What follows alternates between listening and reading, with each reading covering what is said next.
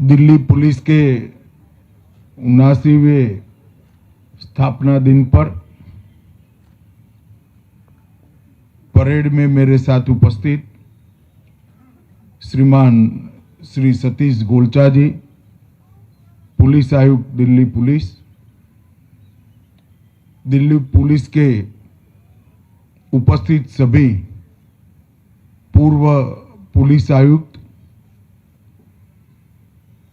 जिन्होंने शानदार परेड का प्रदर्शन किया है, दिल्ली पुलिस के मेरे प्यारे साथियों, दिल्ली पुलिस परिवार और दिल्ली के नगरजनों, आप सभी को दिल्ली पुलिस के 79वें स्थापना दिन की बहुत बहुत शुभकामनाएं देना चाहता हूं मैं।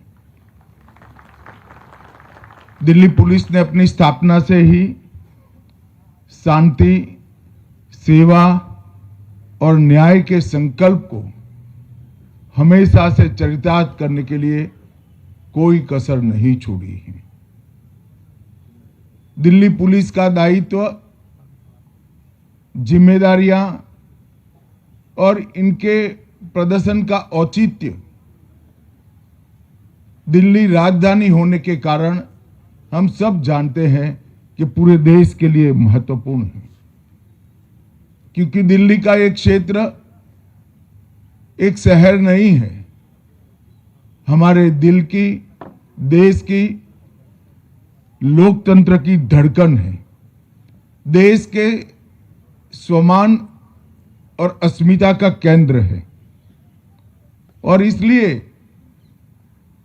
राजधानी होने के नाते यहां की सुरक्षा का दायित्व सभी वैश्विक मानकों में उच्चतम होना बहुत जरूरी है।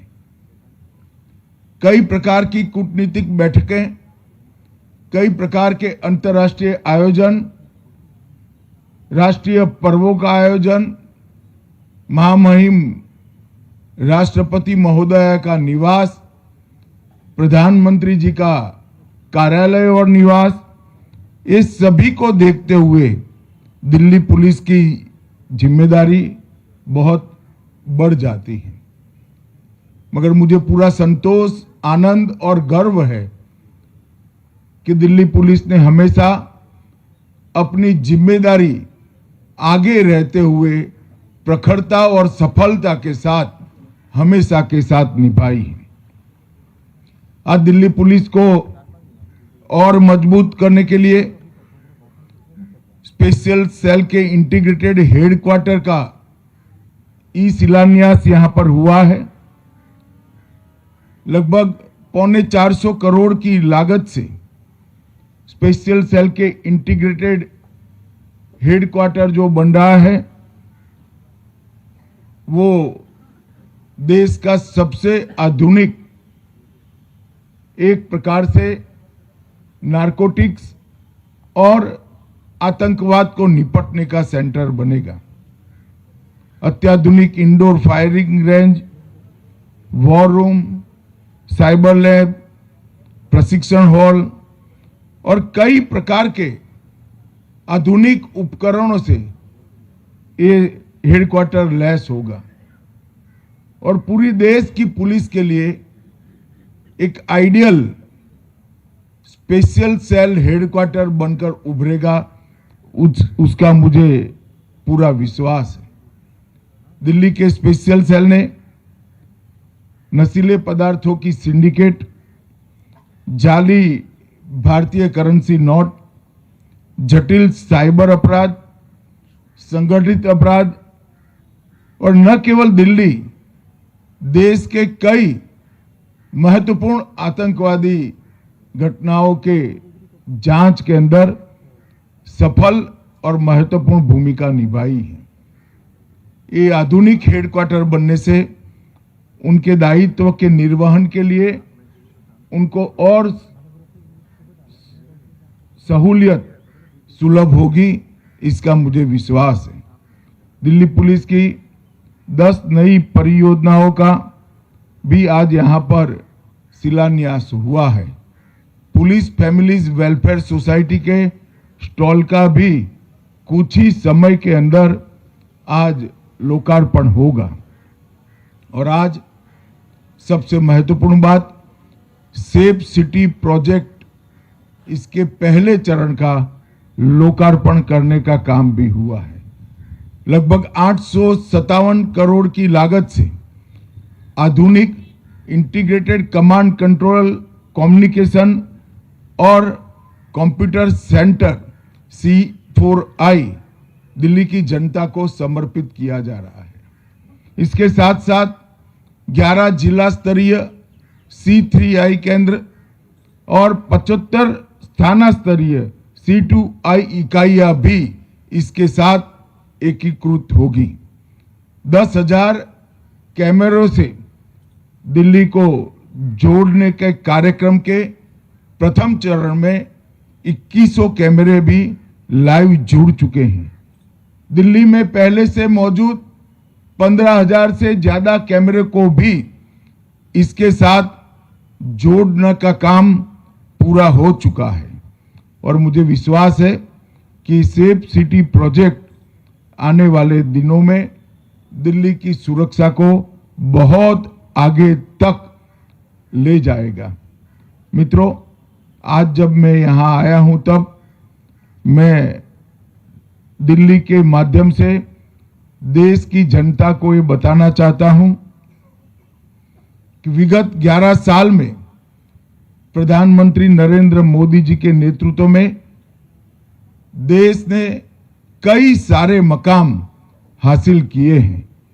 और इसमें आने वाले दिनों में जब देश में न्याय की बात होगी तब 3 नए आपराधिक कानून, हमारी नई न्याय संहिताएं जिसका केंद्र दंड नहीं न्याय है, उसका जिक्र इतिहास जरूर करेगा। ये 3 आपराधिक नए कानून हमारे देश की जनता द्वारा चुनी गई संसद में पारित हुए हैं। अंग्रेजों द्वारा लगभग 150 साल पहले बनाए गए कानूनों को निरस्त कर अब न्याय केंद्रित न्याय प्रणाली हमने प्रस्तापित करने का काम किया है। आने वाले 2 साल के बाद इस कानूनों का पूर्ण इंप्लीमेंटेशन होने के बाद मैं देश की जनता को विश्वास दिलाना चाहता हूं कि देश भर में किसी भी कोने में जो FIR होगी वो अपराधी को दंड देने का मतलब जो पीड़ित है उसको न्याय देने का काम सुप्रीम कोर्ट तक 3 साल में हम समाप्त करने की व्यवस्था कर देंगे। ये कानून के अंदर बच्चों और अपराधों के लिए, महिलाओं पर अपराधों के लिए एक अलग अध्याय जोड़ा गया है। EFIR और 0 FIR को कानूनी संबल दिया गया है। ICGS के तहत पुलिस, न्यायपालिका, फॉरेंसिक साइंस, अभियोजन और कारागार, इस सभी को जोड़कर उनकी सेवाओं को ऑनलाइन करने का काम कर दिया है।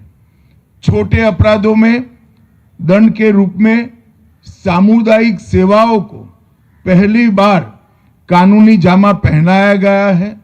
7 साल या अधिक सजा वाले मामलों में फॉरेंसिक विजिट को अनिवार्य कर दिया गया है। देश के कानूनों में पहली बार आतंकवाद को परिभाषित किया गया है। देश छोड़कर भागे अपराधियों के लिए ट्रायल इन एब्सेंशिया की व्यवस्था की गई है। प्रोक्लेम्ड ऑफेंडर जिनके मामलों में सजा 10 वर्ष या उससे अधिक है, इस सभी के लिए ये व्यवस्था लागू होगी। घोषित अपराधियों की भारत के बाहर स्थित संपत्तियों को भी कुर्क और जब्त करने का प्रावधान किया गया है। डायरेक्टर ऑफ प्रोसिक्यूशन को उसको एक नए प्रकार से इस कानूनों में महत्व दिया गया है। दस्तावेजों की परिभाषा को विस्तार कर इलेक्ट्रॉनिक और डिजिटल रिकॉर्ड को कानूनी मान्यता देने का काम किया गया है और छोटे मोटे कम अपराध वाले मामलों में समरी ट्रायल का भी प्रोविजन किया गया है। मित्रों, मैं मानता हूं कि इसके कंप्लीट इम्प्लीमेंटेशन के बाद दुनिया भर के क्रिमिनल जस्टिस सिस्टम के कानूनों में सबसे आधुनिक हमारी न्याय संहिताएं होगी। इसमें किसी को संशय रखने की जरूरत नहीं है। इससे न केवल देरी कम होगी, सजा का दर भी बढ़ाने में हमें बहुत बड़ा मदद मिलने वाला है। आने वाले दिनों में जब ये कानून पूर्ण रूप से लागू होंगे, हमारे देश का दोषसिद्धि का दर लगभग 75% से ऊपर 80% के ऊपर ले जाने में हमें सफलता मिलेगी। असम, हरियाणा, गुजरात, कई सारे राज्यों में जहां अभी पूर्ण इम्प्लीमेंटेशन बाकी है, जुडिशरी से जुड़ा हुआ और अभियोजन से जुड़ा हुआ हिस्सा अभी हो रहा है, परंतु फिर भी 20% से ज्यादा दोषसिद्धि के दर में वृद्धि देख पा रहे हैं।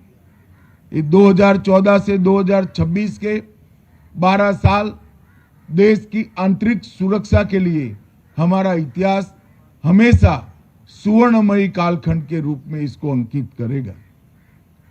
2014 के पहले हमारे देश में 3 समस्याएं नासूर की तरह 3-4 दशकों से हमारी आंतरिक सुरक्षा को चैलेंज देती थी।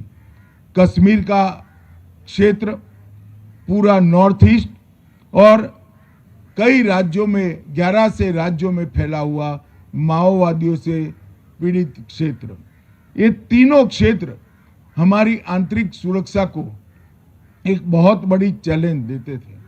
मगर मुझे पूरा आपको बताते हुए हर्ष हो रहा है कि धारा 370 के निरस्तीकरण के बाद कश्मीर, नॉर्थ ईस्ट और माओवादी क्षेत्र में हिंसा के आंकड़ों को हम 80% तक कम करने में सफल हुए हैं और वो दिन दूर नहीं है जब ये तीनों क्षेत्र पूर्णतया हिंसा से मुक्त हो जाएंगे। 11 राज्यों में फैला हुआ माओवादी आतंकवाद हमेशा से देश की आंतरिक सुरक्षा के लिए बहुत बड़ी चुनौती माना जाता था, मगर मुझे दिल्ली की जनता के माध्यम से देश को बताते हुए हर्ष हो रहा है कि हम माओवादी क्षेत्रों को हमेशा के लिए नक्सलवाद से मुक्त करने के बहुत नजदीक हैं। मैं देश की जनता को फिर से एक बार विश्वास दिलाना चाहता हूं, 31/3/2026 को पूरे देश को हम माओवादी हिंसा से मुक्त करने में सफल होंगे। हमारे सुरक्षा बलों की ये बहुत बड़ी सफलता है। उत्तर पूर्वी क्षेत्र में भी 10,000 से ज्यादा युवा हथियार डालकर मेन स्ट्रीम में लौटे हैं। 20 से ज्यादा शांति समझौतों के माध्यम से हमने उत्तर पूर्व में शांति प्रस्थापित करने के लिए बहुत बड़ा काम किया है। आने वाला समय हमारे लिए चुनौतियों के से मुक्त नहीं है। आने वाले समय में भारत सरकार के गृह मंत्रालय ने नारकोटिक्स पूरे देश के अंदर सीसीटीवी कैमरा और कंट्रोल रूम का जाला बुनकर एक सुरक्षा का नया तंत्र खड़ा करना, इसको कानूनी समर्थन देना, बॉर्डर सुरक्षा के क्षेत्र में देश के हर लैंड बॉर्डर के अंदर सुरक्षा की व्यवस्था का मॉडर्नाइजेशन, देश को घुसपैठियों के मुक्त बनाना और तीनों न्याय संहिताओं को कंप्लीट इम्प्लीमेंटेशन पर आने वाले समय में देश के गृह विभाग का ध्यान रहेगा। मुझे पूरा विश्वास है 2029 के पहले इस सभी समस्याओं को निपटने के लिए हम सफल होंगे। मित्रों, दिल्ली पुलिस ने हमेशा से दिल्ली और देश के राजधानी क्षेत्र को सुरक्षित रखने के लिए हमेशा से पराक्रम का परिचय देश की जनता को कराया है। अनेक ऐसे मामले जो जटिल से जटिल थे, उसको निपटाने में दिल्ली पुलिस ने सफलता प्राप्त की है। चाहे देश की संसद पर का हमला हो या अभी अभी लाल किले के सामने हुआ बम धमाका, दिल्ली की पुलिस ने अपनी निपुणता को, अपनी प्रखर शक्ति को संयोजित कर कर इस सभी मामलों में देश को सुरक्षित करने में बहुत बड़ा योगदान दिया है। आज 79वें स्थापना दिन पर मैं दिल्ली पुलिस के आयुक्त श्रीमान गोलचा जी और दिल्ली पुलिस के सभी जवानों को और उनके परिजनों को अनंत अनंत शुभकामनाएं देता हूं। वंदे मातरम।